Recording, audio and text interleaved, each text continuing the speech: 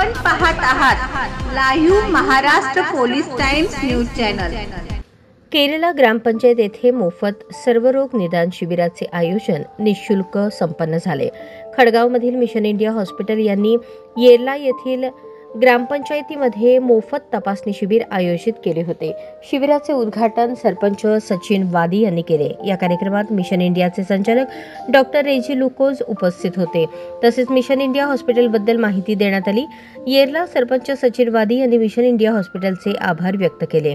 Mission India हॉस्पिटलचा staff doctor Ruchika Lichde, doctor Balkrishna Tayde, doctor Shabdali Waghmare, doctor Murli Kela यांनी रुग्णांची तपासणी केली आणि औषधांचे वाटप केले।